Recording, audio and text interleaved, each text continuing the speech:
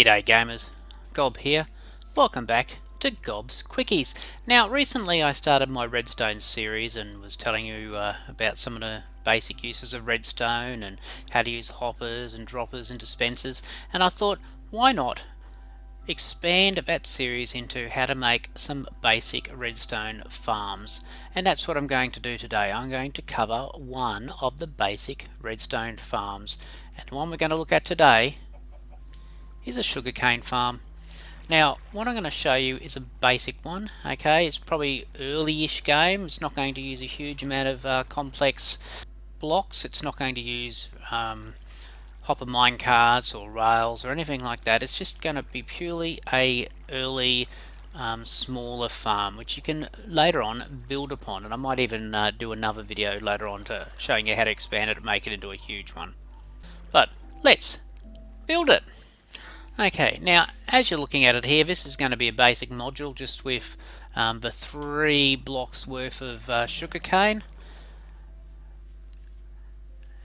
It's a 5x4 template, but there is this row here sticking out the back, so if you want to call it 5x5, then fill your boots. And if you're like me and want to know how big this is going to be on the ground in your world, so you can plot it out on your in your base, and you want to hide this, then you'll need to go another row back, so it'll be 5x6. Okay, so for this build we're going to need some sugarcane, some water, a chest, some building blocks of your choice, and I quite like stone bricks, a hopper, some redstone dust, some sand, some glass, some observers, some pistons, and some other decorative blocks if you wish to go down that path. So let's get the blocks I definitely need, and we'll make a start. Okay, so here is our plotted area. Okay, so it's 5x4, and I've just put these two here. This is the extra row back for the redstone bit, and that's another row back if you want to enclose the area. So okay, so that's just to remind you that if you're going to enclose it, it's going to be 5x6. Okay, so first things first. Now decide where you want your output to be. Okay, and we might make the output coming out this side. So we're going to need a hopper and a chest. Okay, so first things first, we're going to place down our chest. Okay, so put our chest in here, and we're going to need our hopper there. Right, now we want to build around it. So we place our bricks around the boundary, but when we get to the one over the hopper, we can't put a solid brick there, because if we do, we're not going to be able to open our chest. See? It ain't openable. So what we want now for that area is we want a set of stairs that blend in with the build, and we're going to want to put it so it looks solid on that side. So we do it from the inside, and there you go, we can open it. Okay, and if you want to pretty up this area, you could put some steps down so that that chest doesn't look so out of place. And let's just put a stone bricks under there. There we go. Now our chest is looking pretty flash. There we go. A nice little entry point. How cute is that?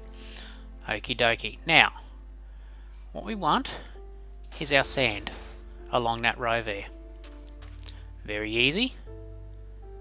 We want our bucket of water opposite the chest on that block there, and it flows down on top of the hopper. So anything we throw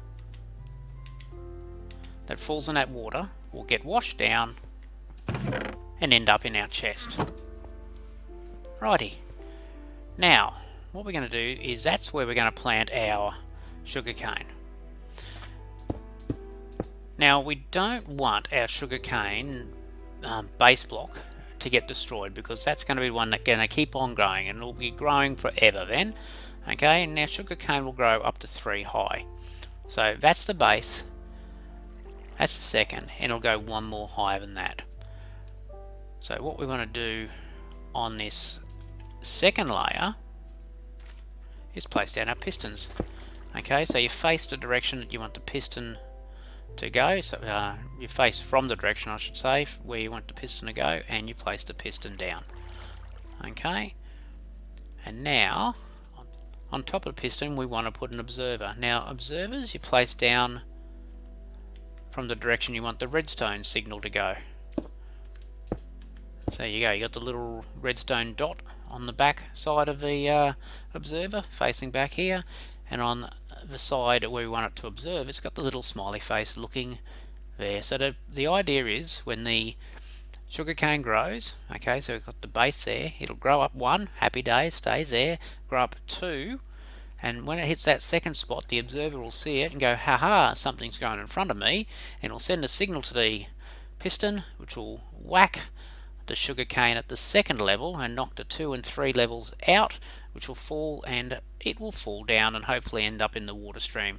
Now this farm isn't 100% efficient, okay, you may end up with some on the sand and you'll lose it, but that's just one of the games here. So if you want it to be really efficient, you'd need hopper mine carts and things like that, but that's more resource intensive, and at this stage we are going to stick to a basic system. Okay, so what we'll do now is just enclose this area in. Now you could do this in glass if you wanted, but I'm going to do it in blocks so we can see our system. We'll put glass at the front. Now this is not just to be able to see, it's to stop the sugarcane when it gets whacked by the piston from flying off onto the ground. Right, we're nearly done. Okay, so we go to the back now, and at the moment our redstone signal is going to get pumped out the back of the observers and do nothing. Okay, so what we want to do now is we put a block on the back side of each of the pistons. We put a blob of dust on top of each of those blocks, and that's it. So when the observer sees something, it'll fire a redstone signal out the back. That'll activate that piece of redstone dust, which will power this block here, which will power the piston adjacent to that block, which will cause the piston to punch out. Okay, and now we are ready to put down our sugarcane. Okay, and if you wanted to, you can actually enclose the roof. So what we can do, I'll show you how it grows. There you go, and see? And we'll do those there. And now what we can do just to cap it off is we can put a roof on. Now I'm using bottom slabs so they're not spawnable.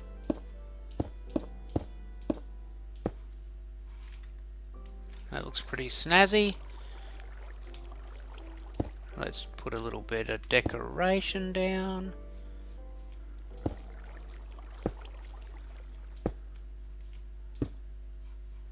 And we might even enclose this back in here.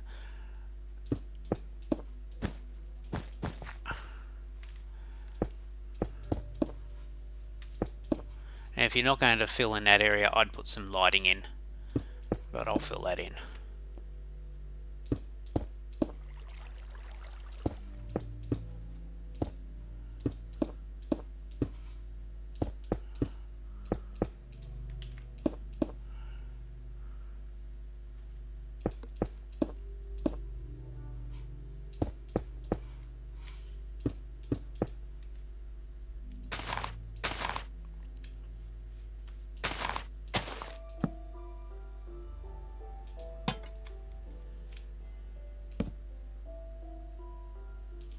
And there you go, I've done a little bit of decoration. Doesn't look too snazzy if I do say myself. Got a little bit of sugarcane there from the growth before. And I'm happy with that. And that is one simple, basic sugarcane farm. If you like this video, please give it a like. Don't forget to chuck me a comment. Let me know how you have expanded upon this basic sugarcane design and built a massive sugarcane farm to trade paper with librarians and get your emeralds and buy lots of things in your trading hall. If you haven't already subscribed to my videos, please chuck me a subscription. You'll get a notification. Oh, hello, Mr. Chicken. Did you want to subscribe too? Or are you just trying to photobomb my exit video, hey? Well, can't see you now. No point being there. As I was saying, if you haven't already subscribed, please chuck me a sub and you'll be able to see all my videos as they come out. And I really do appreciate all those people who subscribe and take the time to watch my videos. If you do like what you see, oh, bye Mr. Chicken. If you do like what you see, then chuck a look at my Patreon site. My patrons get early access to my videos, get to give me some advice as to which videos they would like to see next, and just generally be involved. Well, that's all I have time for today. Until next time, hooroo!